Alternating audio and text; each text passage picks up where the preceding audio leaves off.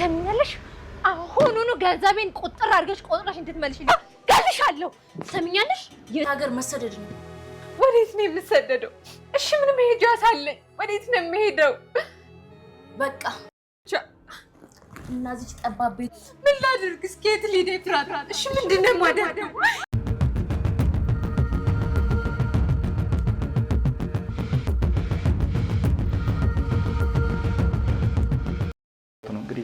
ግሬ ነበረ እኮ ድሮ ፈጣሪ ከታገሱት ጋር ነው ብያለሁ።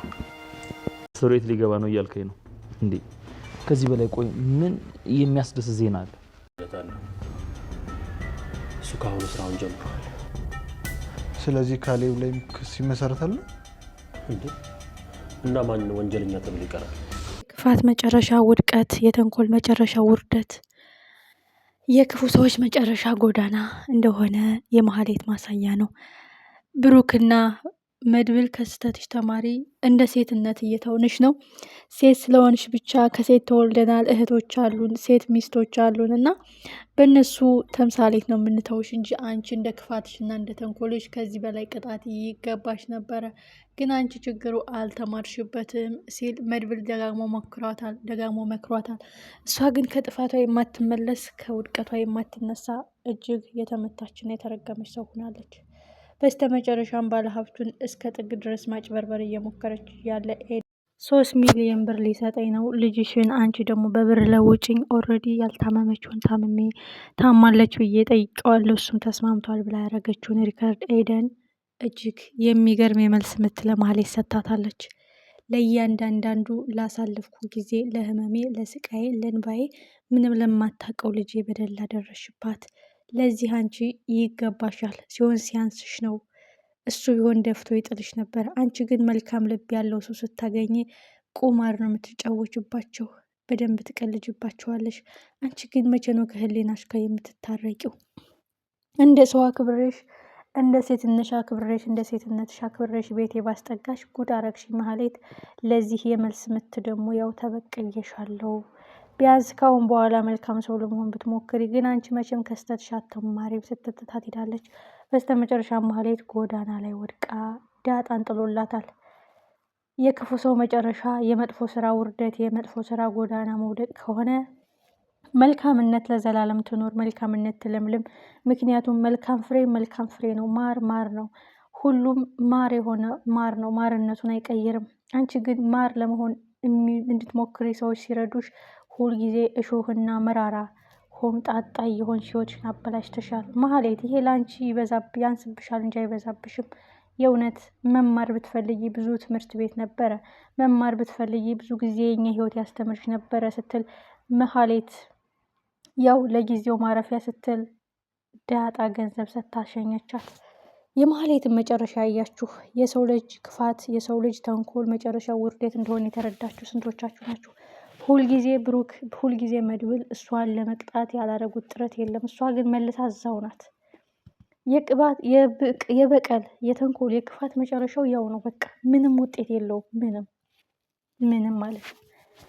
በሌላ በኩል ደስ የሚለው ነገር ቅድስትና ብሩክ፣ ሉላና ሞገስ እጅግ ደስ የሚል ሮማንቲክ የሆነ ምሽት አሳልፈዋል። ዝና በቁጥጥር ስር ሊውል ነው። ጀግናው መድብል አሳልፎ ለህግ ሊሰጠው ነው። ካሌብ ሞሲሳ ግን የዝናህን ሹመት አውርዶ ለዝና አንተ ውሻ፣ አንተ ቦርጫም እያለ ለሚንቀው ሰጥቶታል። ቀን ያነሳል ቀን ይጥላል ማለት እንዲህ ነው። እኔ ተግባር እንጂ ወሬ አልወድም። ዝና ሁልጊዜ ወሬና ምላስ ብቻ ነው። በተግባር ነገሮችን ሰርቶልኝ አያውቅም። የተግባር ሰው እኔ ደግሞ ይመቸኛል ይላል ካሌብ ሞሲሳ። በስተመጨረሻም ካሌብ ሞሲሳ ወደ አዲስ አበባ መጥተዋል። የእኔ ትልቁ ጥላቴ መድብል ነው። መድብልን በየትም ብለህ አምጣልኝ፣ ያለኝን ጉልበት ኃይል አሟጥጬ መድብልን እንድታመጣልኝ አግዛሃለሁ፣ አምጥተህ እጅ ላይ ያስገባልኝ ይላል። የእውነት መድብል እጃቸው ይገባል?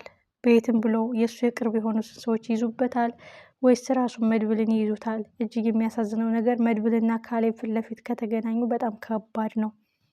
የመጀመሪያ የቤት ስራ መፈተሻ ትህትናን አምጣልኝ። የኔ ትልቁ በቀል የሚጀምርበት ከትህትና ነው። ትህትና ከትልቅ ቢሊየነር ሰው ጋር ነው ያቆራረጠችኝ። እሷ ማምለጧ የእሱን ህይወት ቀምታ ነው የሮጠችው። አቤት የሀብታም ጭካኔ ማለት ነው። ሰውን ለማዳን ሰው ገሎ ማለት ነው። ያንን ሚሊየነር የቱጃር ማፊያ ውሉን ለማዳን ትህትና ሊገሏት ማለት ነው። ያ ስለሞት አሁን ምንድነው ኦልሬዲ ትህትና በህይወት መኖር የለባትም የሚል ሀሳብ ነው ያለው። ይህ ነገርስ እስከምን ድረስ ይሄዳል?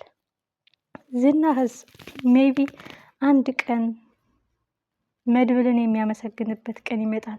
ኦልሬዲ ዝናህ አሁን ተስፋ ቆርጧል።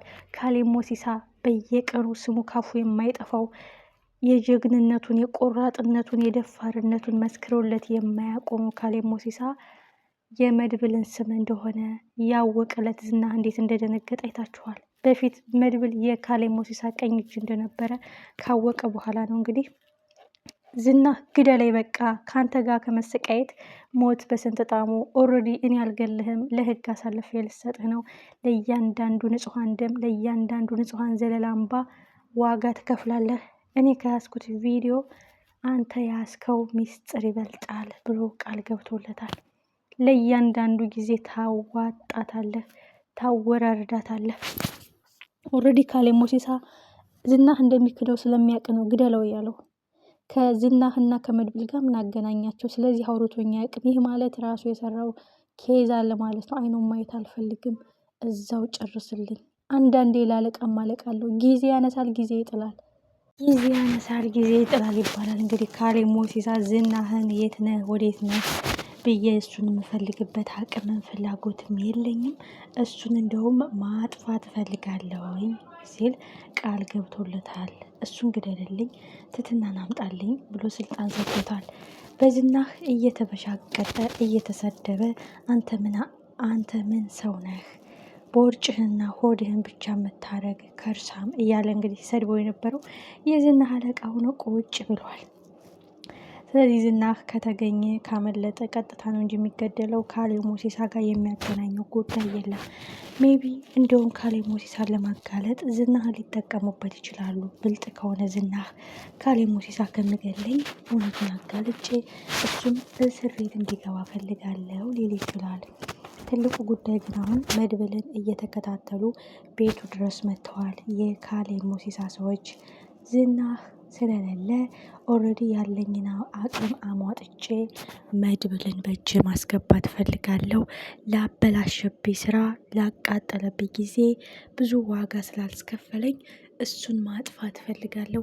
የመጀመሪያ ስራ ትህትናን ማምጣትና ካሌብ ሞሲሳ የሰርጠው ስራ ጀግናው መድብልን እጅጋ እንድታስገባልኝ ያለው። ይህ ጉዳይ ይሳካለታል ወይስ? ማህሌትስ መጨረሻዋ ምንድን ነው? ሁልጊዜ ከጥፋቷ የማትማረው ማህሌት አሁን ደግሞ ከካሌብ ሞሲሳ ተገናኝታ ግንባሯን ትባል ይሆን ወይስ በዚህ ቅቤ ምላሷ ለብልባ ሌላ ወጥመድ ትዘረጋ ይሆን? አጓጊና ልብ አንጠልጣይ። ሁላችንም ቀጣይ ክፍል እንጠብቀዋለን። ጠበቃውም የነ ብሩክና የነ ሞገስን ህይወት ለመታደግ የሚያደርገው ጥረት እጅግ አጓጊና ልብ አንጠልጣይ ነው። በቀጣይ ክፍል እስከምንገናኝ ባይ ባይ።